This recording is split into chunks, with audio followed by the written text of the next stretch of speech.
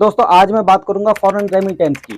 आज का विषय उन लोगों के लिए बहुत ज़्यादा इंपॉर्टेंट है जिनके बच्चे विदेश में पढ़ाई कर रहे हैं या कोई लोग विदेश में टूर ट्रैवल परचेज करने का प्लान कर रहे हैं, अपने विदेश में घूमने का प्लान बना रहे हैं और जिनको विदेश में कोई असेट्स परचेज करनी है या अपने किसी लव्ड वंस के लिए मेडिकल ट्रीटमेंट के लिए खर्चा भेजना है। तो इन सब बातों का जवाब जानने के लिए मेरे साथ जुड़े रहिए। अगर आप मेरे चैनल पर पहली बार आए हैं तो मेरे चैनल को सब्सक्राइब कर लीजिए ताकि मेरी सारी नोटिफिकेशन आप लोगों को मिल सके। तो ये 4 कारण हैं जिनको आज मैं डिस्कस करूंगा। इसमें सबसे पहला कारण मैं लेता हूं कि अगर हम अपनी खुद की मनी को अपनी बच्चे की एजुकेशन के लिए बाहर भेजते हैं तो उसमें पहला 7 लाख रुपए पे कोई भी टीसीएस नहीं कटेगा, लेकिन 7 लाख के बाद जितना भी पेमेंट होगा उसके ऊपर 5% टीसीएस की कलेक्शन होगी और बच्चे की एजुकेशन के अंदर जो उसका बोर्डिंग लॉजिंग का खर्चा है वो भी इंक्लूड होता है।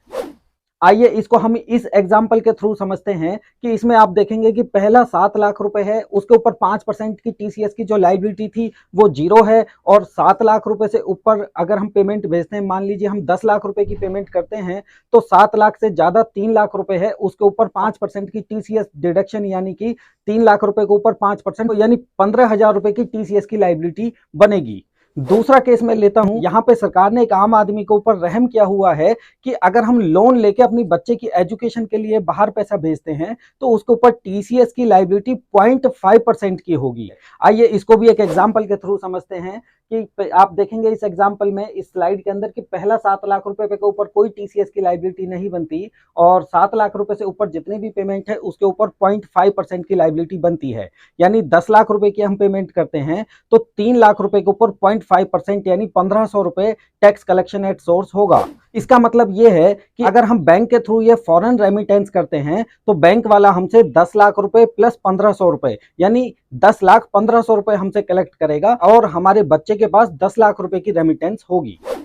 यहां तक तो बजट के अंदर कोई चेंज नहीं है, लेकिन अब जो मैं आगे बताने वाला हूं वो है बहुत बड़ी चीज है, बहुत धमाके वाली चीज है। मेरे वीडियो पे बने रहिए, मोबाइल बिल्कुल मत छोड़िएगा दोस्तों। अब मैं आपको बताता हूं कि ये टीसीएस है क्या चीज। ये टीसीएस बिल्कुल एक एडवांस इनकम टैक्स की तरह है। जिस तरीके से लोग हमारा टीडीएस काटते हैं और वो हमारे 26 एएस के अंदर रिफ्लेक्ट हो जाता है, उसी तरीके से जिस भी चैनल से हम ये फॉरेन रेमिटेंस करते हैं, बेशक वो कोई अथॉराइज एजेंट हो या कोई बैंक हो, वो हमसे फॉरेन रेमिटेंस के अलावा एक टीसीएस की अमाउंट को साथ में कलेक्ट करता है। तो टीसीएस की अमाउंट को गवर्नमेंट को पे कर देता है और वहां से वो अमाउंट हमारे 26 एएस के अंदर रिफ्लेक्ट हो जाती है और फॉरेन रेमिटेंस को कंसर्न फॉरेन कंट्रीज के अंदर भेज देता है। दूसरी बात मैं आपको बताता हूं कि ये 7 लाख रुपए है क्या चीज जिसकी हमें रिबेट मिलती है।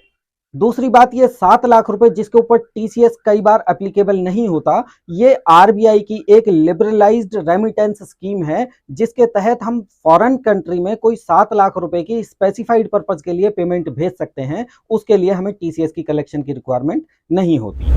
लेकिन अगर हम अपनी फैमिली के लिए कोई टूर परचेज कर रहे हैं, यानी हम विदेश में कोई घूमने का प्लान बना रहे हैं और उसके लिए हम कोई पेमेंट करते हैं, तो 30 जून 2023 तक उसके ऊपर हमें 5% टीसीएस की पेमेंट साथ में करनी होती थी। लेकिन अब इस बजट के बाद उस 5% को बढ़ा के 20% कर दिया गया है, जो कि 1 जुलाई 2023 से एप्लीकेबल है। दोस्तों डेट को बिल्कुल याद रख लीजिए, 1 जुलाई 2023। इस सारे प्रोविजन को हम इस एग्जांपल के थ्रू समझते हैं। मान लीजिए हमें एक फॉरेन पेमेंट 15 लाख रुपए की करनी है तो 30 जून तक हमें उसके ऊपर 5% टीसीएस की पेमेंट करनी होती थी यानी 75,000 रुपीज। लेकिन 30 जून के बाद यानी 1 जुलाई 2023 के बाद हमें उसके ऊपर 20% की पेमेंट करनी होगी, जो कि आती है 3 लाख रुपए। यानी हमें एडिशनल फंड का अरेंजमेंट 2,25,000 रुपए का और करना होगा। चौथा पॉइंट आता है कि इनके अलावा अगर हमें कोई फॉरेन रेमिटेंस करनी है तो वहां पर हमारी एलआरएस के तहत 7 लाख रुपए की बेसिक लिमिट एप्लीकेबल होती है, एक बात। दूसरी बात, उसके अंदर भी 1 जुलाई 2023 से 5% टीसीएस को बढ़ाकर 20% कर दिया गया है। आइए इस चीज को भी हम एक एग्जांपल के थ्रू समझते हैं। मान लीजिए कि हमें कोई फॉरेन में असेट्स परचेज करनी है, तो अब तक क्या था कि उसके ऊपर 5% टीसीएस एप्लीकेबल हुआ करता था और 7 लाख रुपए की एलआरएस स्कीम के तहत लिमिट भी थी। तो 50 लाख रुपए में से 7 लाख रुपए माइनस करने के बाद 43 लाख रुपीज के ऊपर 5% हमें टीसीएस की पेमेंट करनी होती थी, जो कि 2,15,000 रुपए आती है। लेकिन 1 जुलाई 2023 के बाद इसको बढ़ाकर 20% किया गया। अब हमें आप देखेंगे कि 50 लाख रुपीज में से 7 लाख रुपए माइनस करने के बाद 43 लाख रुपीज के ऊपर 20% यानी 8,60,000 रुपए टीसीएस की पेमेंट करनी होगी। तो इस केस के अंदर हमें एडिशनल फंड की रिक्वायरमेंट 6,45,000 रुपए की और होगी, जो कि बहुत मुश्किल होता है क्योंकि फॉरेन के अंदर ये पेमेंट करना, सारे फंड्स का अरेंजमेंट करना और उसके ऊपर भी ये एडिशनल लायबिलिटी, ये हम सब लोगों के लिए बड़ा मुश्किल होता है। लेकिन गवर्नमेंट ने ऐसे चेंजेस क्यों किए? क्योंकि गवर्नमेंट ये चाहती थी कि टूरिज्म के ऊपर ज्यादा से ज्यादा खर्चा है, इंडियंस लोग वो इंडिया के अंदर करें, बाहर कम जाएं और इंडिया की करेंसी इंडिया में ही रहे। दोस्तों, मैं आपको ये एडवाइस देता हूं कि अगर आपको कोई फॉरेन टूर करना है या कोई फॉरेन में प्रॉपर्टी परचेज करनी है तो उस सारे काम को आप 30 जून 2023 से पहले पहले आप कर लीजिए, क्योंकि 30 जून के बाद ये सब बहुत महंगा होने वाला है, हम सब लोगों के लिए मुश्किल में भी बढ़ भी सकती हैं।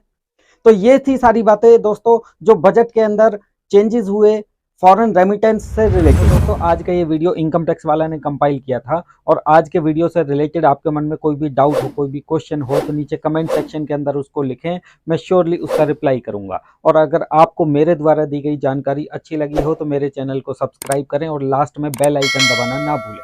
Thank you.